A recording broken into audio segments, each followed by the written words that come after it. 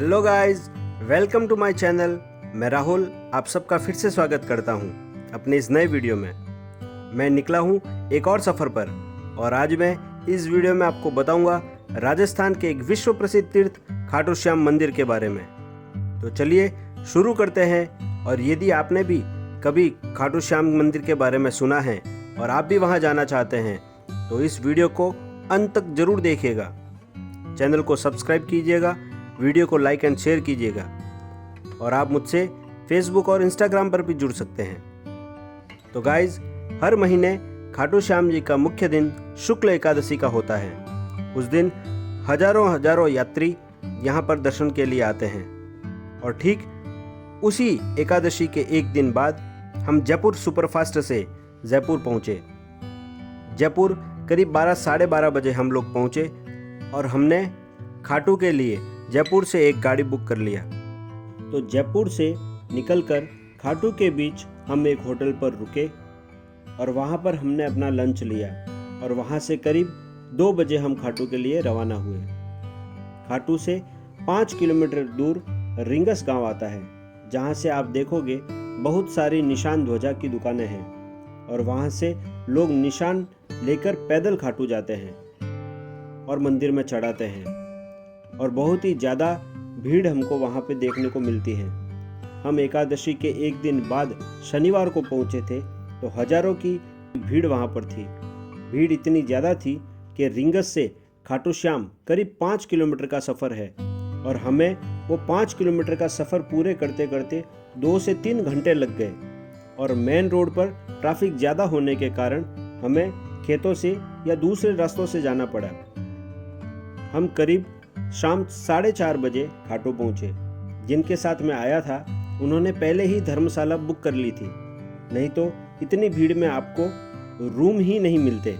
बहुत सारे लोग तो बाहर रोड पर और फुटपाथ पर सो रहे थे।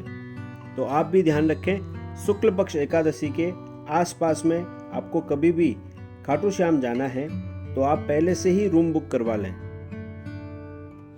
आज हम हैं बाबा श्याम के धाम खाटू राजस्थान। देख सकते हैं आज 11 पे खाटू की भीड़ जो बाबा श्याम के दरबार की ओर जा रही है और हजारों लाखों की संख्या में आप देख सकते हैं लोग आज खाटू के दरबार में हैं। बहुत ही भारी संख्या में यह भीड़ देखी जा सकती है। दूर दूर तक पैर रखने की जगह नहीं है। हजारों लाखों की संख्या में भक्तगण खाटू धाम में उपस्थित है। बोलो हरे के सहारे की जय, खाटू नरेश की जय। खाटू पहुंचे और रूम में जाकर नाश्ता करके जल्दी ही तैयार होकर हम मुख्य मंदिर के दर्शन के लिए निकल गए। साथियों ने बताया कि यहाँ पर एक प्राचीन गणेश मंदिर और शिव मंदिर हैं, तो सबसे पहले हमने उनके दर्शन किए और फिर प्रसाद लेकर मुख्य मंदिर खाटू श्याम जी के दर्शन के लिए निकल गए। भीड़ बहुत ज़्यादा थी और मैं भी पहली बार आया था तो एक्साइटमेंट बहुत ही ज़्यादा था। जल्दी से दर्शन करने की एक प्रबल इच्छा थी और फिर भी 4-5 अलग अलग रास्तों से जाने के बाद भी करीब 2 घंटे तक लाइन में रहकर मुख्य मंदिर प्रांगण में हम लोग पहुंचे। सैकड़ों हजारों लोगों की लाइन लगी थी। सब अपनी अपनी श्रद्धा अनुसार जयकारे भजन मंत्रों से बाबा श्याम के दरबार में अपनी अर्जी लगा रहे थे।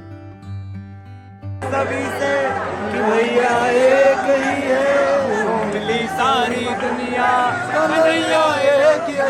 फिर फाइनली 2 घंटे बाद हम मुख्य मंदिर के द्वार में पहुंचे और सबसे अविस्मरणीय बात कि जैसे ही हमने मुख्य मंदिर प्रांगण में प्रवेश किया और आरती शुरू हो गई।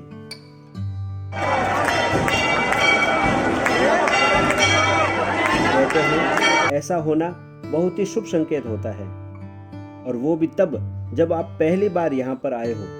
ये देखकर मैं तो खुद ही धन्य धन्य हो गया और बाबा मेरे सामने थे और मेरी खुशी का कोई ठिकाना नहीं था।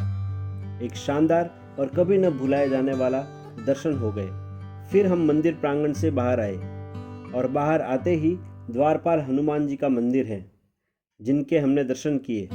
फिर करीब रात को 10:30 हो गए थे और भूख भी लगी थी, तो मंदिर प्रांगण के पास ही एक रेस्टोरेंट में हम गए और वहाँ पर साथियों के साथ हमने खाना खाया और प्रसाद लिया।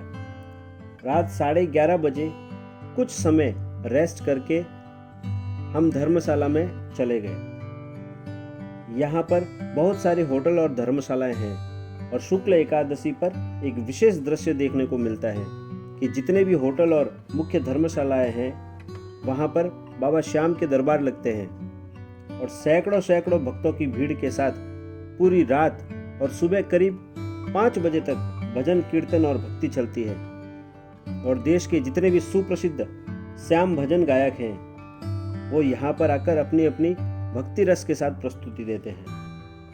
तो धर्मशाला में हमने करीब रात 1 बजे तक रेस्ट की और फिर हम पुनः एक बार अलग अलग लगे भक्ति दरबारों में जाकर श्याम भक्ति में गोता लगाने के लिए चले गए।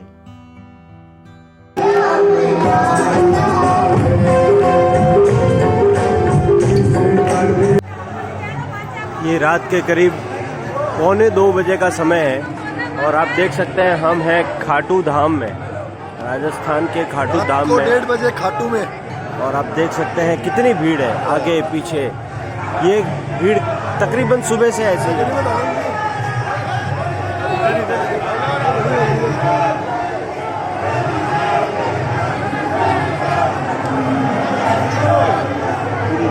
श्याम भक्ति का आनंद लेने के बाद सुबह करीब 4:45 बजे हम पुनः एक बार मुख्य श्याम मंदिर दरबार में बाबा के दर्शन के लिए निकल गए। आप मानेंगे नहीं कि सुबह करीब 5 बजे भी हजारों भक्तों की भीड़ और अब भी हजारों भक्त बाहर से आ रहे थे।